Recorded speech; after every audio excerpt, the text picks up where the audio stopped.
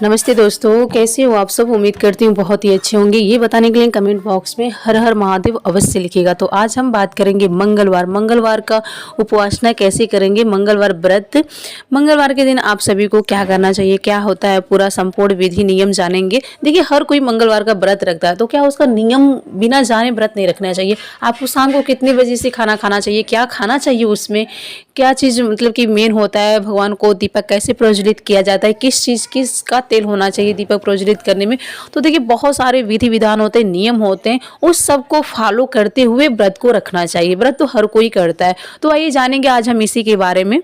उससे पहले दोस्तों, यदि आप सब हमारे चैनल पर पहली बार आए हो तो प्लीज़ हमारे चैनल को सब्सक्राइब कर लीजिएगा। नीचे बेल आइकन बटन है, उसको प्रेस कर दीजिएगा ताकि आने वाले हर एक नोटिफिकेशन वीडियो आज तक सबसे पहले पहुँच सके। तो आइए हम शुरू करते हैं। यहाँ पे सबसे पहले मंगलवार का व्रत हनुमान जी को समर्पित होता है। इस दिन व्रत करने से हनुमान जी की कृपा मिलती है और जीवन में आने वाली समस्याओं से छुटकारा मिलता है। मंगलवार के व्रत से जुड़ी कुछ खास बातें जानेंगे। मंगलवार का व्रत करने के लिए सुबह जल्दी उठकर स्नान करना चाहिए। लाल रंग के वस्त्र पहनकर व्रत का संकल्प लेना चाहिए। देखिए, कोई सा भी व्रत होता है तो आपको संकल्प लेना अति आवश्यक होता है। तो आप जब भी मंदिर में जाए तो सबसे पहले आप संकल्प लें। अपने हाथों में चावल, अक्षत, पुष्प और जल लेकर के संकल्प लेना चाहिए भगवान के सामने। उसके बाद से आपको पूजा का प्रारंभ करना चाहिए। तो हनुमान जी की मूर्ति या तस्वीर स्थापित करें, पूजा करनी चाहिए। हनुमान जी को चमेली का तेल, सिंदूर, रोली, लाल फूल, नारियल, पान का बीड़ा और अक्षत चढ़ाना चाहिए। इतनी सारी चीजें आप सभी को करनी चाहिए। सबसे पहले आपको करना क्या होता है, तो देखिए, अगर आपके पास बजरंगबली की मूर्ति, फोटो, प्रतिमा कुछ भी हो, आप लाल रंग का एक वस्त्र बिछाइए। लाल रंग का वस्त्र बिछाइए, उस पर पुष्प रखिए और बजरंगबली को विराजमान कीजिए। उसके बाद से धूप, अगरबत्ती, चमेली के तेल का ही दीपक प्रज्वलित करेंगे तो आपके लिए ज़्यादा बेटर, ज़्यादा अच्छा रहेगा। और भोग में आपको मैं बता दूं कि बूंदी या बेसन के लड्डू चढ़ाएं। अगर आपके पास बूंदी या बेसन के लड्डू नहीं हो पाते हैं, नहीं मिल पाते हैं रोज आना, तो मैं आपको बता दूं कि गुड़ आप भगवान बजरंगबली को भोग लगा सकते हैं। गुड़ बहुत ही अच्छा होता है। गुड़ और भुना हुआ चना, अगर आप इसका भोग लगा रहे हैं मंगलवार के दिन, तो आपका सबसे बेस्ट माना जाता है और आपका जो भोग होता है उसे भगवान अत्यधिक स्वीकार करते हैं। अगर आप लगा रहे हैं भोग गुड़ और चने का तो सबसे अच्छा रहेगा। उसके बाद से भोग में आप सभी को वही गुड़ और चना लगाना है और हनुमान चालीसा का पाठ करना है। या तो हनुमान चालीसा का पाठ कीजिए या तो सुंदरकांड का पाठ करना चाहिए।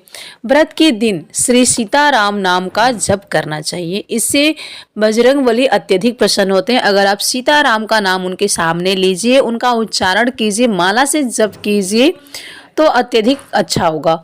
और शाम को मैं बता दूं कि तो यहाँ पे आप सब शाम को या सुबह में कभी भी आप माला का जप कर सकते हैं। शाम को भी कर सकते हैं, सुबह में भी कर सकते हैं। और शाम को हनुमान चालीसा की आरती अत्यधिक आवश्यक होता है करना। जब भी आप पूजा के दौरान बैठे हैं तो आरती अवश्य करें। सुबह शाम पूजा के दौरान आरती जरूर करें। और व्रत के दिन नमक का सेवन ना करें।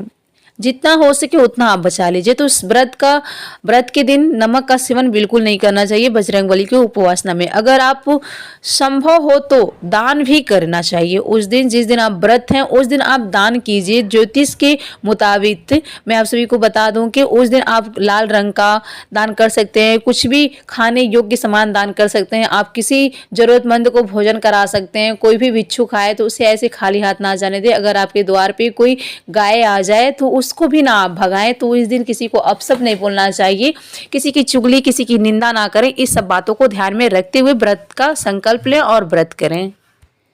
और यहाँ पे बता दूं कि यदि आप मंगलवार के दिन व्रत रख रहे हैं तो इस दिन शाम के समय घी में बनी हुई पूरी खा सकते हैं। इसके बाद ही मंगलवार व्रत में गुड़ का सेवन करना भी अच्छा माना जाता है। इसके साथ आप फलाहार कर सकते हैं और दूध का भी सेवन कर सकते हैं। मंगलवार के दिन शाम के समय अपना व्रत खोलने के बाद आप बेसन का लड्डू भी खा सकते हैं। जो आप बेसन का लड्डू भगवान को भोग में लगाएं, आप जब अपना व्रत खोल लीजिए, बहुत सारे लोग दूध रोटी भी खाते हैं और घी से बना हुआ पूड़ी खाते हैं। तो ये सब खाने के बाद से पूड़ी और गुड़ भी खाया जा सकता है। तो ये सब खाने के बाद से आप जो भगवान को भोग में लगाए रहते हैं, बेसन के लड्डू, मोतीचूर के लड्डू, तो उसे आप खा सकते हैं। तो इस तरीके से आप सभी को व्रत करना होता है। तो मैं यहाँ पे पूरी जानकारी आप सभी को दे दी हूँ। और अगर आप सभी को व्रत का शुरुआत करना है, अगर आप चाहते हैं व्रत का शुरुआत करना, अगर कोई व्रत नहीं कर रहा है वो व्रत का शुरुआत कर रहा है, तो मैं उसको बता दूं कि जो भी मंगलवार का व्रत उठा रहा है, जो भी मंगलवार का व्रत या उठा लिया है, तो मंगलवार का व्रत है तो देखिए यहाँ पे 45 या 21 दिनों के लिए रखना चाहिए, बेहद ही फायदेमंद माना जाता है। तो आप सब 21 या 45 मंगलवार का व्रत रखिएगा, इससे कम बिल्कुल ना रखिएगा। अगर आप हमेशा के लिए रख रहे हैं तो अच्छा है, आप चाहे तो इस व्रत को पूरे जीवन भी रख सकते हैं। वही मंगलवार के दिन का उद्यापन करना भी जरूरी होता है, इसलिए आखिरी मंगलवार का व्रत रखने के बाद अगले मंगलवार के दिन पूरे विधि विधान से व्रत का उद्यापन करें। तो जो भी कोई व्रत रख रहा है या रखने वाला है, तो ये जानकारी आपके लिए सबसे बेस्ट होगा कि 45 या 21 व्रत जरूर रखें। इससे बजरंगबली अत्यधिक प्रसन्न होते हैं।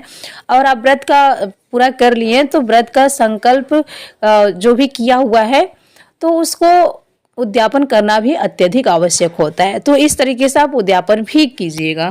तो आप चाहे तो किसी मंदिर में जाकर के उद्यापन कर सकते हैं, या तो आप अपने घर के मंदिर में भी आप उद्यापन कर सकते हैं।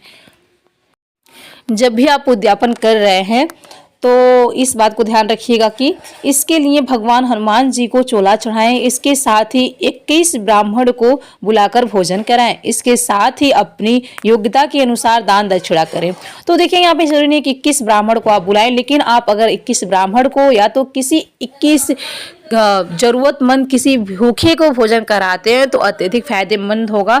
तो यहाँ पे आप किसी को भोजन करा सकते हैं दान दक्षिणा स्वरूप, इस तरीके से दीजिएगा और बजरंगबली की विधिवत पूजा करके ही उद्यापन कीजिएगा। तो मैंने यहाँ पे पूरी जानकारी आप सभी को दे दी हूँ। अगर आप सभी को कुछ भी डाउट रह गया हो तो प्लीज़ कमेंट बॉक्स में कमेंट करके पूछ सकते हैं। चलिए फिर मिलते हैं नेक्स्ट वीडियो में, तब तक के लिए आप सभी का नमस्कार, धन्यवाद। स्वस्थ रहिए, सुरक्षित रहिए और जहाँ कहीं भी रहिए खूब खुश रहिए।